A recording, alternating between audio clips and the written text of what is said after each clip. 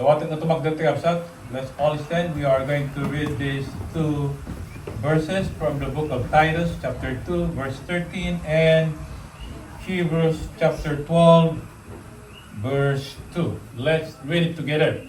Looking for the blessed hope and glorious appearing of our great God and Savior, Jesus Christ. Looking unto Jesus, the author and finisher of our faith, who for the joy that was set before him endured the cross, despising the shame, and is set down at the right of the throne of God. Bayat ti panaguray tayo iti nagasat nga aldaw anam namayan tayo into lagparang tidayag ni Yesu Kristo anin daklan a Dios ken mangisalakan kada tayo. Ditay isina ti mata tayo ken Jesus a pangulo ken mangpunno iti pamati. Saan ang naupay ni Jesus gapu iti cross ngem gapu iti rag-o nga gurure ken kuana di na pinanpanunod ti panagkaibabain iti papatay iti cross at daytan as itutugaw iti makanawan ti trono ti Dios. Ti apo ti magbendisyon kada tayo iti sa unang nga nabasa. Agkararag tayo, ama na santuan, maminsampay, agyamang kami launay, ta apo inikan na kami manan, iti kanituming nga umay, iti balay, iti pagdayawan mi kengka. Iligas tao, Diyos, kat sika apo lang, iti padayawan mi, sika lang apo iti pagrukbaba mi, sika lang apo Diyos, iti pagyamanan mi, kan pangtadan, amin nga respeto, ken panagbutan, agsipod, tapo si kalaunan ti may kari. Awanan ti sabali nga may kari nga pangtidan dagitoy. So agyaman kami ama, ulit ti paset ti saon ngayon kami nabasa ket dawatan mi kadi nga rod nga bendisyonam ken apo bendisyonam dagiti puspuso mi. Ngayon so apo nga pagdiswan dagito nga bukbukal nga sasom ili kasta ket apo handalang nagdiso iti puso mi no biket agrusing da agbunga da ket apo maramat nga sa lang nga bendisyon nga para kada kami nudigat agbalipay apo nga bendisyon kada giti sabsabali. So dawaten or ama na santuan nga bendisyon sa tunggal maysa pakawan ng med kadi dagiti aming nga nagkurangan ken nagbasulam mi ti kastaket apo awag ko may iti makatubeng dagita apo nga bendisyon ngay parupok mo kada kami at ngarabi. Dagiti aming nga kapsat nga awan iti nga rabi amom apo dagiti makaygapo.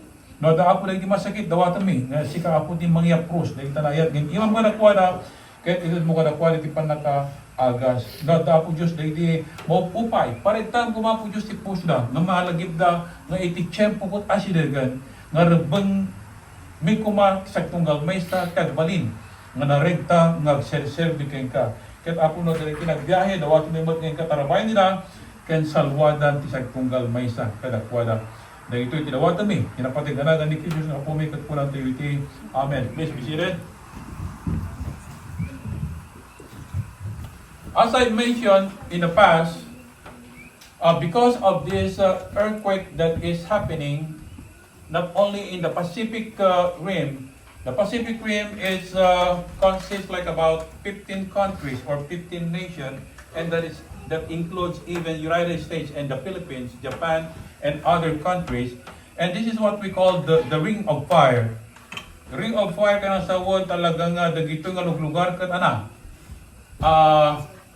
Ginadan dagito nga lugar sa ngare. Kat earthquake dagito nga lugar kat ti earthquake in Pilipinas in December, I believe December 2nd of 2023 that was happened in Mindanao. It's about 7.4 magnitude according to the record of the PhilBox. If you say PhilBox, that's the Philippine Institute of Volcanology and Seismology. So that's the record, 7.4. And of course, that's a very, very strong earthquake, isn't it? And there's a lot of damages and there are some casualties. And because of that earthquake, kung naman they are being reminded about the big one. The big one. They always talk about the big one. not only the Philippines, but even some other countries, the big one. But most in the Philippines because that's what these scientists or volcanologists is waiting for. They don't want the earthquake, but according to their studies and their observation, it's going to happen. Okay. So the big one, and of course they continue to monitor the activities of the volcano, and of course they try to prepare as much as they can, like train those responders, and I guess they have like exercise every not only the first responders or those firemen or other government agency that is involved in those kind of rescuing activities, but even businesses, like big businesses, they have their own drill preparing for the worst about the big one. And last month, April 3, I believe, when Taiwan experienced a 7.4 earthquake magnitude again. And again, Philippines got reminded again about the big one. The big one, the big one, the big one, the big one. Because it's going to be a massive destruction, not only to some people, but to many people, particularly in the Metro Manila area. Apay, gapot aday ti makungko ng fault lines. Ija dati ganana kat no aging ginad talagang adu ti madadael.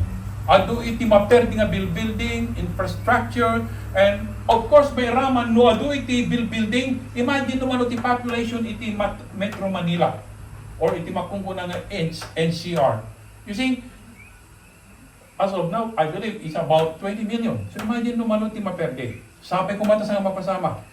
But that's the big one nga kung kunaan dagiti volcanologists iti Pilipinas. But kada tayo nga Kristiyano kapsat, iti big one nga urayan tayo hanga di dyan napiksa nga earthquake. No di ka di jaya ay ni Apo Jesus. Can you say amen? We are waiting for the big one. I believe that the big one that is going to happen to the Church of Jesus Christ is His coming true rapture. Umay ni Apo Jesus, umay ni Apo Jesus. The Bible tells us nga umay ni Apo Jesus itangatan.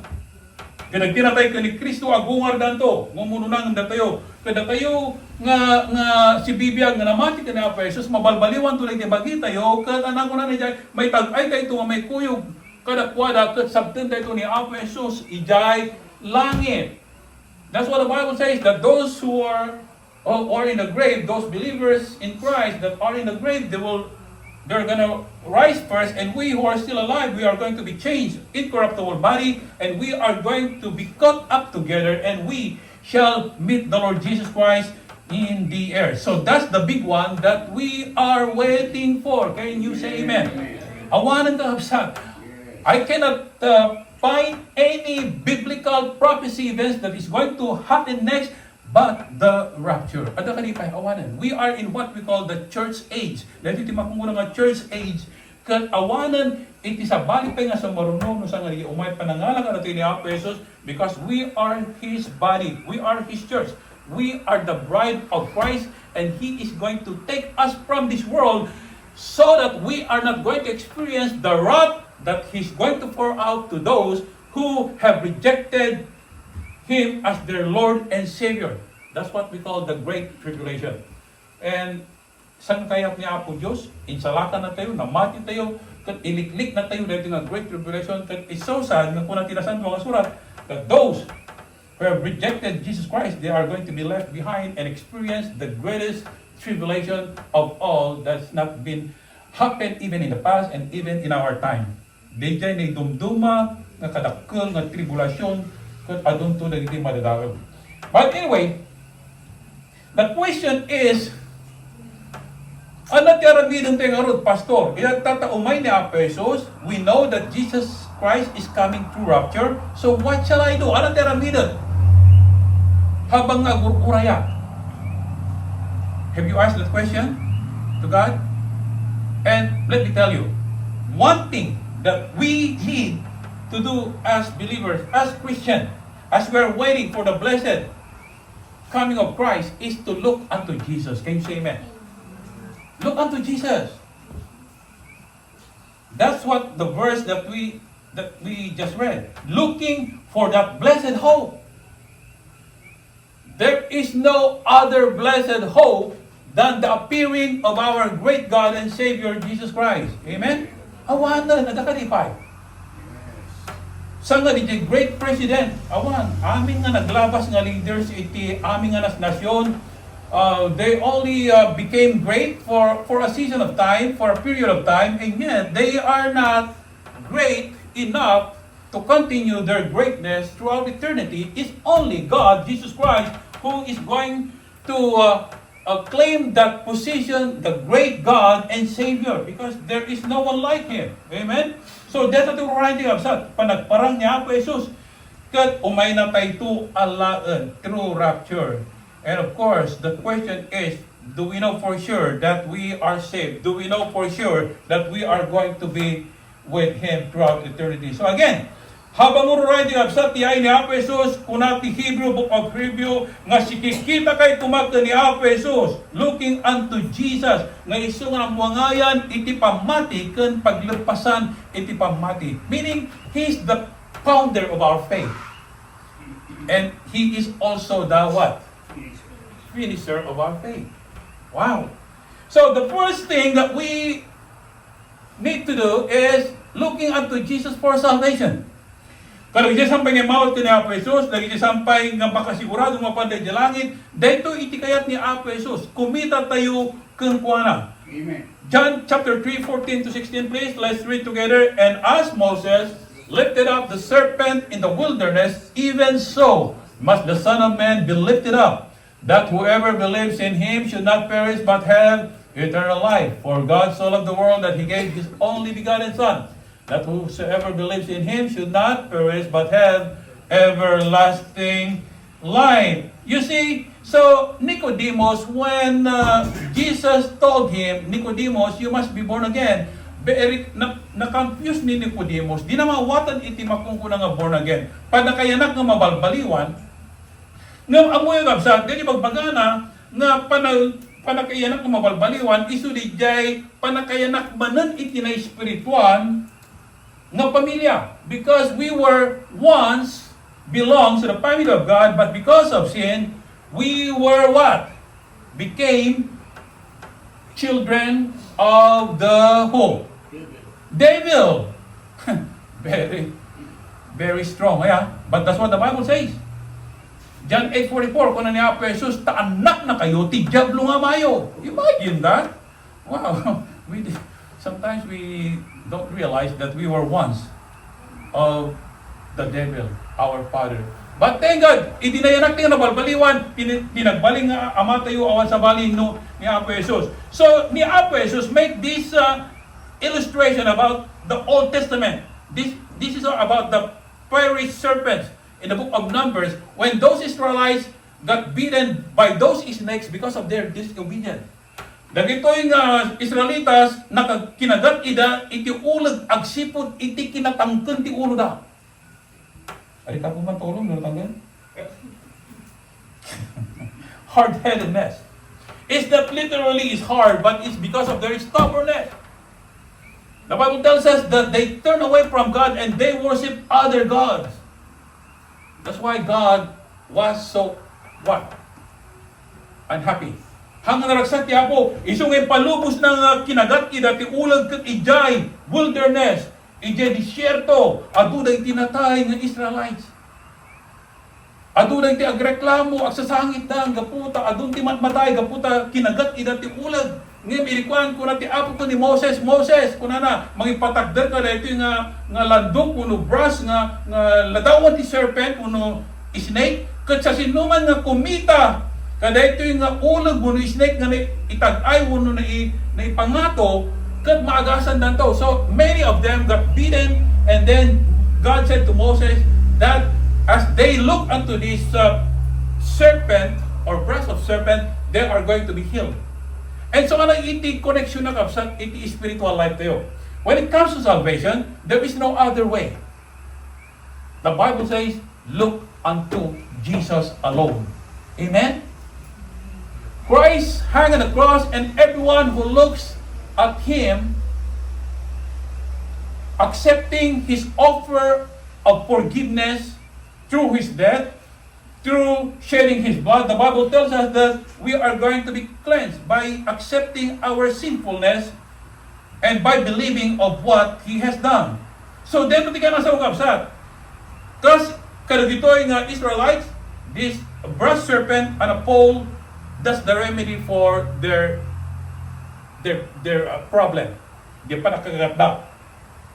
Kat, nung kumita na, baban iti pamati maagasan da. And same true, ni Apo Jesus natay di krus, gapo ka natin naman nagbasol, and the Bible tells us that those who look to Him in faith are saved or born again. Amen? So, asino tikikita tayo? Religion?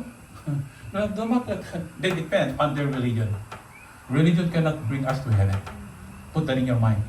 It's only the Lord Jesus Christ. Amen? Nilang Apo Jesus, isu tinatay, ige-cross, gapo na gibasbaso tayo, isu na itinaykaro pa na gibasbaso tayo, isu na itinagkari, nga mapakawan na gibasbaso tayo, nung kumita tayo kung kuha na itipamati. So that's the first one, looking unto Jesus for salvation. And for us who are already a believers in the Lord Jesus Christ, what are the things, or what is the one thing that we also need to do? The next one is looking unto Jesus in what? Temptation or trials. Looking to Jesus in temptation and trials. Hebrews chapter 4, 14 to 15. Let's read it together. Seeing then that we have a great high priest who has passed through the heavens, Jesus the Son of God, let us hold fast our confession. For we do not have a high priest who cannot sympathize with our weaknesses, but was in all points tempted as we are, yet without sin. So, pagbalanit tigapsat, nga niya po Jesus, isu itinangato nga padi, nga isu nga limabas kadagitilang langit. Imagine, naggapu di langit. It's a heavenly throne. And it says here that He passed through the heavens. So, linasat ng heavens.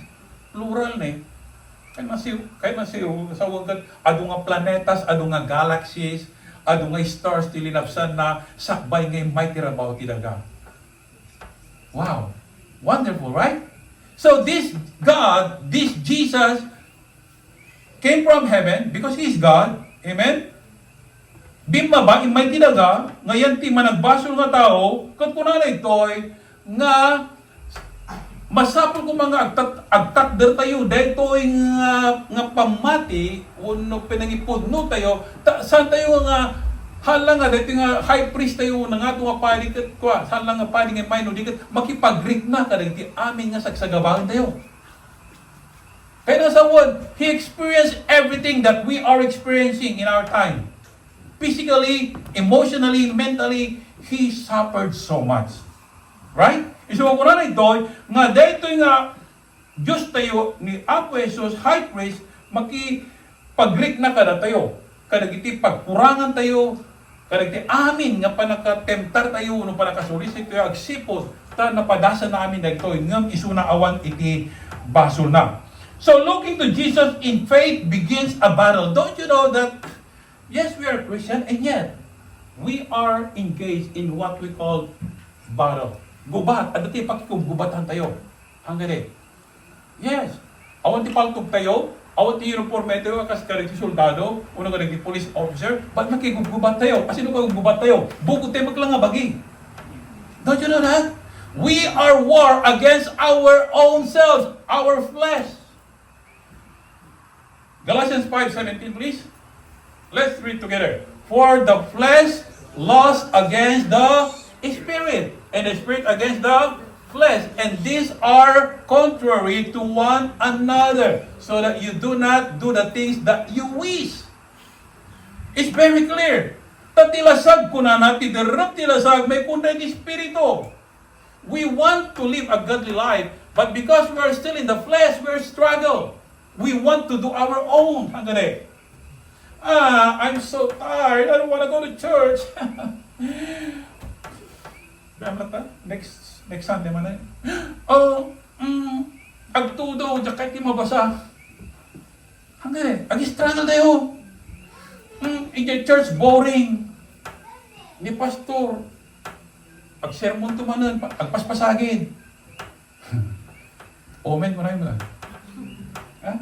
You see, so, ado iti banag nga may kontra iti espiritu. Hanggang and don't you know nga, one of the problems, if you have this, if you have experienced this, but you know, it's almost every week that we experience it with my wife. As we are preparing to go to church or come to church, there's always things that Satan does or do. Try to stop us, try to encourage us to argue for small things so that we will be distracted. But I always say to my wife, bakit? Aramin ni Satanas data. Ito na panak kami, niya pahalat ibigat. At naman natin ko na, bakit pang-aasin? Dito panunod ko at pre-process sa nakpinga nakatugaw nga, nag-final, iti message ko. But please, wala kong panak. Kasabi Satanas, saan ka rin? You see? So, anyway, we are in this kind of war. And the flesh and the spirit are what? Fighting. Aglablaban da. Aglablaban da. Ano nga ta? Magtudak nga ta? Tights ko, offering ko. Tiyak magpinakabayad tay credit card ko. Halatan, mawatan niya ako Diyos. Kureka. Magpelang ni Pastor Romy. Ang pelang namatay. Mali ka saan? Hanggang eh.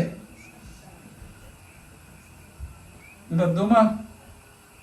Kung natin hindi dati Pilipinas, kung natin ko, nung makapanak tulad yung Hawaii, ikarik, nga tumulong akto iti ministry, trabaho ti Apo dito eh. Pilipinas, kung nada. Inkarkarag di pastor, inkarkarag di kapsat ti Apo. Nakadanon ti Hawaii. Ano? Became what? Away. Away. Imadayon. Away. Imawayan. Awanan, dahil karinan. Ang inapay nga mo, kasjaya kide. You see, I'm basing my own experience. That's me too. I don't know to you. But that's me. Until God got me back. So what I'm saying is this, we are in this kind of war. And don't you know that even Satan and his followers, evil forces, join the battle. And he's trying to destroy you and me.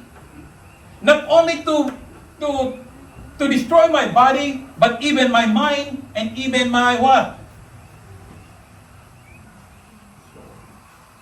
My family. Amo yun no siya ti maperdi ni Satanas. Naperdi tayo aminan. Hanggang rin. You got it? Amo yun iti may isang batalyon. May isang batalyon di soldado. At iti sibubugol nga infantry ko ng malang. At iti leader da, iti general da. Kat no di general iti maparmag. Ana? Arit na nga naparmag da aminan sang kare. Agkapo yun ti sibubugol nga grupo deta nga infantry wano batalyon iti soldado. Kas tamat iti church kakapsa. You think I'm strong? I'm not strong. I am weak. But I'm only depending on the power of God. It's up to me to make a decision if I want the power of God to control me or not. You see? So, kapsa, sa inyo ibagbagan niya kung mga, di pastor, ureno niya tipapaspasamag deta, napiksalat na deta. Spiritually, sang maabak deta, tatalagang naulog ti pangmati na. No. I need your encouragement. I need your prayers. I need your support. Hungry. And like you, the Bible tells us, John 10:10, for the thief comes to destroy and to steal and to kill. But I have come that they might have life and have it more abundantly. So kung ano yung person, tiyag tatakaw ni Satanas, umay dadal ang takaw, kun agperde, uno, agperde, no imayak tapno na, madangay ko may tibiyag, nga nawadwad. Biyag nga naragsak ka nawadwad. So, Satan tried to attack our bodies. That's why, dumakit pagsakitan na tayo ni Satanas. Ang gano'n. And this one thing that Satan does sometimes. Iti Lunes aging gana iti Sabado, hantay nagsakit. Saan gano'n? Uko na yun. Malayo? Ngam iti Domingo, agsakit tayo. Jak imay tagsakitak. Into no Domingo, hanggang mga agsakit, ingay mo't agubra. Kita nyo tiginalaing ni Satanas, ya? May di sa mawatan di bagbaga. Hamang ko na yun, Agree mo no agrigat? Agrigat. Agree. So, pangasyo kabsa, amuyo, nung kunayo mo masakit kayo, talang masakit kayo, ikay di doktor. I'm not saying nga, aging kukuna kayo. Ngam no, di kay umay tinuming ko kaputag, sakit kaya kunayo, mabangkay mo't agubray ti Lunes yung ganat Sabado, I don't believe magsakit kayo. Maliyo? And even the employer mo, I think, agsakit ka iti day-off mo. Ang no, iti day-off mo, di kagsakit. Ngayon ito, na-schedule nga, agubray siya pa nagsakit mo, something wrong. Maliyo, sir? So, my point is this. Satan is attacking us. Not only our bodies, but even our minds. Apelit yung minds tayo. Because ito yung process. Sakbay ito eh. And then not only that, even our families. We learned in the past that the family is the smallest unit of our nation, our government. And if Satan is victoriously destroyed, our family, my family and your family, our nation is going to be destroyed. And don't you know that it's being destroyed in our time now? Don't you know that? Just the rate of divorce alone is so high. Before the pandemic, because I perform weddings, and of course I need to search about the statistic about divorce or divorces. And the last time before the pandemic was like 51.2, the rate of divorce here in America. Imagine that. More than 50%. No, adun ag divorce nga pampamilya ag asawa adumot ti maperdi nga anak uno membro ti pamilya. Saan ka rin? You agree? Yes. Agsagaba. And then kinito mapasama maperdi to maris marsama. So my point, my beloved, is this. Satan is our enemy. And yet when we are tempted, when we go through a lot of trials and challenges in life, one thing that you and I can do, look unto Jesus. Can you say amen? Yes, because kini Apo Jesus, awan iti panaka-defeat tayo. We are defeated because of Satan's what we call the trick or scheme, and yet if we continue looking unto Jesus, walking with Jesus, we are going to be what? Victorious. So again, when you and I are defeated, look to Jesus, because Jesus will drive those clouds away, or those kind of challenges. I'm not saying that we are not going to experience, after giving all to Jesus, I'm not saying that we are not going to experience anymore. We are going to experience more trials and hardship and challenges in life. But one thing that we can do and our comfort is by looking unto Jesus. Jesus is always willing to provide what? Comfort and strength. I can do all things through Christ who gives me what? Strength. Praise God for that. Okay, so that's one thing that we can do. Look unto Jesus. Because, again, we cannot help. Adulat tayo ti panlubog ti panagbiag. Adulat tayo ti problema ti panagbiag. Saan ka din? Ang lalo ko rin yung aladaw, kinunakmanan iti naglabas nga inflation is still going, is increasing. From January to March, here in America, the inflation rose up to 13%. Think of that. Going to McDonald's alone, you better not go to McDonald's if you have only $5, because you cannot eat a good meal with $5. Ang galing. Amoy yung apple pie ide, it's only like 99 cents, right? Now it's $2.69, I believe. Wow. Di dollar menu, nga, ano yan? Cheeseburger? 99 cents? Yeah? Mo niya tan? 399? Awi. Imagine that, 399? Sa napilang incapacikulit. Nangina lang ano, dan imbas basit na pailan. Di Big Mac, nagbaling nga small Mac. So, like myself, mga kainak, mga Big Mac, masapol nga, dua siguro, nun pagtigama. You see, so it's getting hard. But thank God, again, we have Jesus. And the third one, what do we need to do as we are waiting for the blessed coming of Christ? Number 3, looking unto Jesus when backslidden. Wala ito'y kumita ka ni Apo Jesus, numalik na tayo nga, adayo tayo ka ni Apo Jesus. Every time we disobey God, we are getting away from His presence. You get it? Every time we say no to God, we are walking away from His presence. Sa ating ma-realize nga ba, adayo tayo gayam. No, dati kaya ti Diyos nga, iparamid na kada tayo nga, biti mat aramidin, umat adayo tayo, agbibak islay tayo, even we are coming to church, and yet our heart is already backslidden. Amen. Ano yun sa? Because we refuse to do the will of God. We refuse to obey Him. We trust probably, but we don't want to obey Him.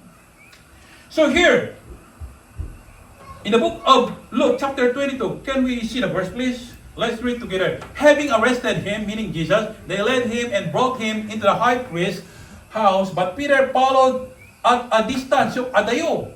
Verse 55. Now when they had kindled a fire in the midst of the courtyard and sat down together, Peter sat among them. And a certain servant girl, remember now, servant girl, hanggang wala ito isang adult, servant girl, seeing Peter as he sat by the fire, looked intently at him and said, "This man was also with him," meaning with Jesus. But he denied him, saying, "Woman, I do not know him." You see? And after a little while, another saw him and said, "You also are of them." But Peter said, "Man, I'm not." Let's continue.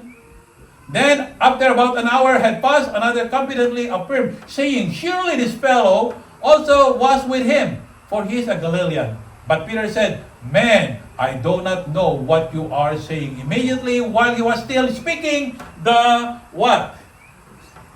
Rooster crowed. You see, so here, ni Peter, follower of Jesus Christ, one of Christ's disciple, and yet, iti puso na, imad-ada yung inot ka ni Apo Jesus. In-deny na, itinamiklo nga daras. Pastor, ano ti connection na kanyag data? Kasang ko mga deny ni Jesus? Well, let me tell you this. Every time we refuse to testify for Christ, we are denying Him. Ano yung sabi? Matthew chapter 10, verse 28 tells us that, 31, I believe, naguna na, "Whosoever testifies me before men, him I also testify or confess before my Father who is in heaven. But whosoever doesn't confess me before men, I'm not going to testify or confess him before, or I deny him before my Father who is in heaven." You see, Kamsa, we are denying Christ many times. We know it's good, and yet we don't do it, then we are denying the truth. Right? Muna yan. If we supposed to share our faith, our hope, the love of Jesus to our friends, to our family members, loved ones, the people around us, and yet we are hesitant to share, and that's a denial. Hanggang you see, so here, what is the antidote? Ano ti agas na? Looking unto Jesus, like Peter, backsliding Peter, denying Jesus. The Lord looked at Peter. Even Peter denied Jesus, still Jesus looked at Peter. Kiningkita na lata, hanang nga sininaan. That's the good thing with our God. Even we deny Him many times, still God cannot deny Himself for us because He said, I will never, never leave you nor forsake you. But of course, masapul mo't nga na, ma-realize tayo nga adayo tayo gaya man tiyapo. Like Peter should have looked to Jesus. You know, what are the conditions of a backslidden Christian? Well, first, you know that you are a backslidden Christian when, like, once you are far, meaning you are so active in your faith in the past, nag-aktibo ka, kanay ka mapansimbahan, kanay ka attend the Bible study, prayer meeting, kanay involved ka kanay aming church activities or ministries, and then eventually, inot-inot, nagbalinan nga ana. Failure is no longer fire. Awanan. Nakabarbara ti pamati na ini. And now, naglamlamisan, consider nga failure. Apay, because adun ti rason, saan ka de? O bishop yung trabaho, ang tibayadap na bills. Ang mga kapsat, this is one thing I learned. Nagbiagak, nga ti priority ka tagsapon ti kwarta. Das, hindi nga nag-backslide up. Naman mo yung? Awan iti bagas na. Awan iti nanam na. Iti panagsapon ti kwarta no sa mga ramidan nga para ken ni Apo Jesus. Alam? I'm not saying nga sa agubrasa man. Ngam nagtrabaho ka, nga pangpadayaw mo ko ni Apo Jesus, nga kunam Diyos ko, aramidan dito nga pangpadayaw ko nga, nga babanti para mo sa kong baybayan ti panagserbi ko nga, this is my commitment, even I'm busy in my work, I need to go to church to worship you and to honor you Sunday after Sunday. If you have that kind of commitment, God is going to honor you and bless you. Amen? Yes, seek ye first the kingdom of God and His righteousness, and all these things shall be added unto you. The problem nowadays, they are seeking the blessings of God, not the blessor. You got it? Sarsaragan na nagbibindisyon. Lukitang na nagbibindisyon ko, overtime, boy. Yado kwartang, nung binaybayaan ko, di dyan nagbibindisyon ko nga. You think na nasa aktibiyan mo? I don't think so. Believe me. Napadas ako. It's my own experience. Nagdadaan tibiyag ko. Kada tibis-bisyo, ano mga kwarta. Hanggang nadadaan tibiyag ko. Nganganik na pukaw ti pamilya. Imagine ko ano na pukaw ko ti pamilya, ngayon tutuloy ko, ngayon narami, nagtibukot ko nga pagayatan, nasa nga tidalan ni Apo Jesus. Imagine ko hante ko ba nagkikitan? Baka, at ako man iti 6 feet below the ground. Baka nataya ko. Ano? So, but anyway, backslided. Like Peter. Once on fire, now failure. He denied Jesus Christ. Once compassionate, now complaining. Hindi ka na very compassion tayo, karig ti aming at tao, karig ti brothers and sister. Si Kamula ti kastoy. I don't ti complain tayo. Hanggang eh. Sa bulangan ka nga rin mo pa nagdalos di churchan. Ano bali? Urin si ka nga rin ti nagdalos may halata. Haliyo. Amoy, ginapag kami nagdalos ni Philo Baptist Church back in February. Nag-power wasak, igenti lanay, igenti walkway. And Brother Johnson was with me and Pastor Kim.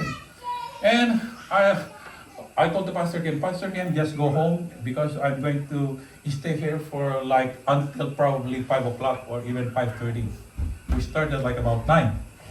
And Brother Johnson was with me, and I said to Brother Johnson, can you handle to stay with me till like about 5 o'clock? Kuna nagkat, oh Pastor, uri aging gana Rabi, are you sure? Sa ngagungod ni Sister Sanyata, hang Pastor talagot ba? It's only once in a while, and it's a privilege to do the will of God. Wow, it's a privilege to do the will of God. So while nagpo-power wasak, inwar naman aming nga tugaw, table, ay talagang blinich na, winasan na, tikloro. Wow. Mga sa, that should be our attitude. Instead of complaining, church, you should be grateful that you have a chance, privilege to serve God.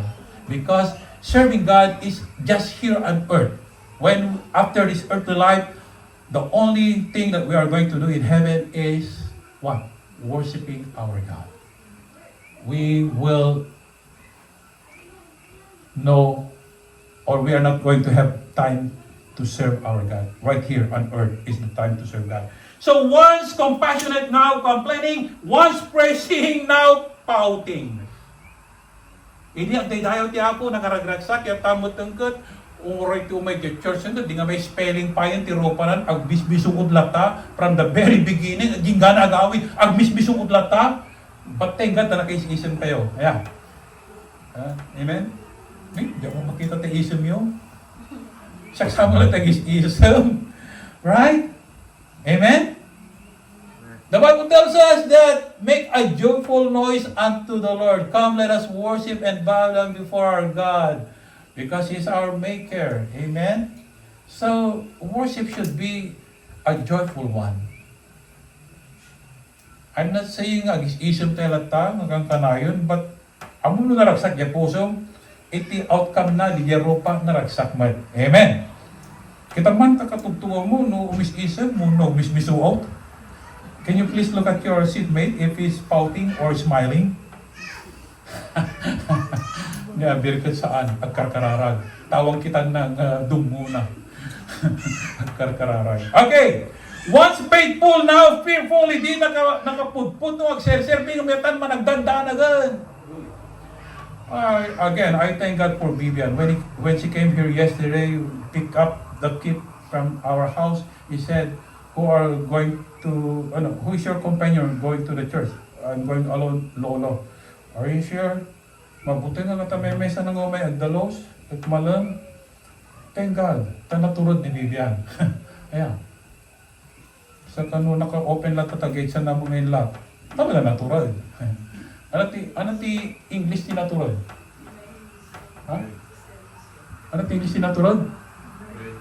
Brave? No. Basam di natural, kuna natured, kuna na. Pagkatawang kayo, nagbigay kayo mga mapagkatawa. Ano na ito yan? Natured, kuna na di natural. Ha? Kare. You try to write. Ilocano, natural. Kuna na natured, kuna na nubasaan. Nagkatawa ni Melanie, I guess, nagyan na, nag-connect ka, di kay wifi na. So, naala na. Natured. Okay. So, but anyway, so look to Jesus and be restored, because again, every day, sometimes we don't realize nga umad-adayo tayo kaya kanya Apo Jesus. We are getting away from Him. We're getting away from His ways, His will.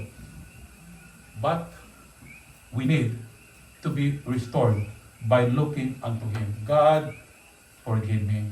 God, restore my life. I want to serve You again. Use me mightily. And the last one, looking unto Jesus as our example. Kita tayo ni Apo Jesus. Habang ururayan tatiyay ni Apo Jesus, in this life we have a lot of tribulation, we have a lot of problems, and yet, listen to this, my dear beloved, if we are looking at others, if you are going to look at me, baka di kanto umayan. Adu makitang kanyak na failure ko. Hanggang adu makitang kanyak na di mo kaya. Aliyo? But no kikita nyo ni Apo Jesus. Uray no niya iti makikita yung kanyak no ni Jesus, ikikita nyo, umay kay tumanan, umay kay tumanan, umay kay tumanan. Can you say amen? You see, 1 Peter chapter 2, 21 to 25. Let's read together. For to this you were called, because Christ also suffered for us, leaving us an example that you should follow His steps, who committed no sin, nor was deceit found in His mouth, who, when He was reviled, did not revile in return. When He suffered, He did not threaten, but committed Himself to Him who judges righteously. So it says there that Christ, even He suffered a lot for the sake of our sins for us, leaving us an example that we should follow His step or footstep. Looking at others, I've said, we are disappointed. Okay. We are disappointed. That's a major cause of failure. Ado, dagiti awanan iti church because tikikitan da diya tao. Gamno kitan tayo ni Apo Jesus, awan iti failure te kapsat. Others are sure to fail. We are not perfect, are you? Am I? No. We are not. God is still working on us. Moment by moment, day by day. Pagbalbalin natin pera ni Apo Jesus, na sumaysayaat nga anak na. That's why we need to look unto Jesus, because the Bible tells us that when we see Him, we are going to be like Him. Amen? So, balik natin kung na. Because in Jesus, we cannot find any fault or lackings. There is no disappointment in Jesus. Looking at others, you have a lot of disappointments, but looking at Christ, there is no disappointment. Awan iti pakopayan tayo, no ni Apo Jesus iti nakaipukosan ti kapsa. Looking to Him will lead to higher ground. Listen now. Many Christians are living a life that is so unvictorious life, meaning defeated life. Apay? Because they're not looking unto Jesus. Mabalikan ko ng pastor sa dati bagbagang ko sa ngaparatan niya.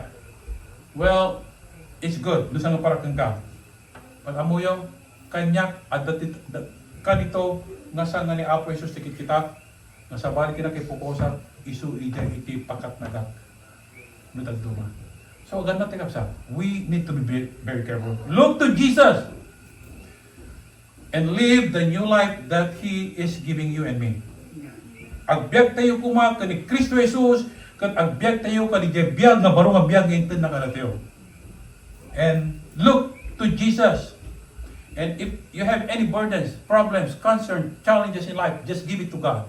Just give it to Him. Give them all to Jesus, and He will turn your sorrows into joy. Because if you are just keeping your problem without giving it to Jesus, then parparigatong natabagin. Okay. You are just what? Destroying yourself, because you cannot make it, you cannot solve your own problem. It's only God who can help you and me.